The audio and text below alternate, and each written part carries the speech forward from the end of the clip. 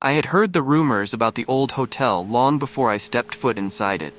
Whispers of its haunted past had circulated through town for decades, but I never gave much thought to ghost stories. I was a rational person, too logical to believe in things like that. So, when my car broke down on a stormy night, I had no choice but to seek shelter in the one place I had hoped to avoid. The moment I walked through the front door of the hotel, I knew something was wrong. The air felt thick, almost heavy, and the dim flicker of the neon sign outside barely illuminated the darkened lobby. The receptionist, an older man with pale skin and an unsettling smile, looked at me with eyes that seemed too vacant, too lifeless. "You'll be needing a room for the night, yes?" he asked in a voice that sent a chill down my spine. I nodded, feeling an odd sense of unease creep over me. "Yes, just for the night. My car broke down outside." He didn't say a word as he handed me an old brass key. It looked ancient, the kind you'd expect to find in a forgotten drawer. "Room 312, he said softly. "It's the last one available."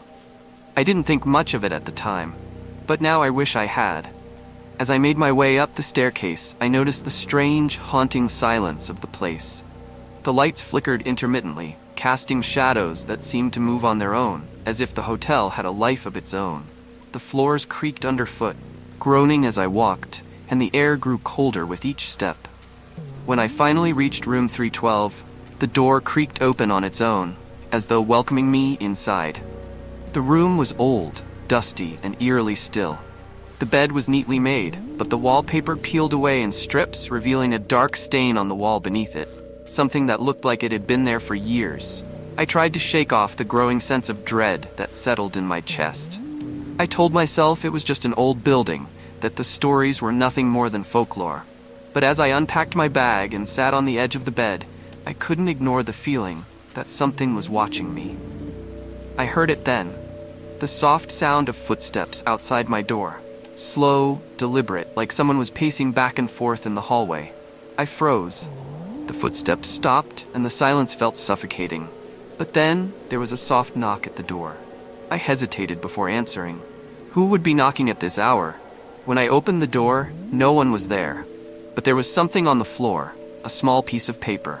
I picked it up, unfolded it, and read the words written in a jagged, hurried hand. "The last room is always the one that claims you." Suddenly, the air grew colder, and the room around me seemed to warp. The walls closed in, and the shadows grew darker, stretching towards me like hands reaching out to grab me. A soft whisper filled the room, a voice that was barely audible, yet it made my blood run cold. "Leave, while you still can." But it was too late. The door slammed shut behind me with a deafening bang.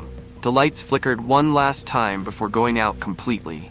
I could barely see my own hand in front of my face, but I could hear something. Footsteps, like the ones I had heard earlier, only now they were closer, much closer. A shape moved in the darkness, something large, tall, and shadowed. It wasn't human. It didn't belong here. I backed into the corner, my breath shallow, my heart pounding in my chest. The figure took a step toward me, its form barely discernible in the blackness. It stopped just inches away, and I felt a cold breath on my face, its presence suffocating, its gaze piercing right through me. "You shouldn't have stayed," the voice whispered, a raspy, echoing sound that filled the room. "You should have left when you had the chance." And then, with a final, horrific screech, the world around me went black.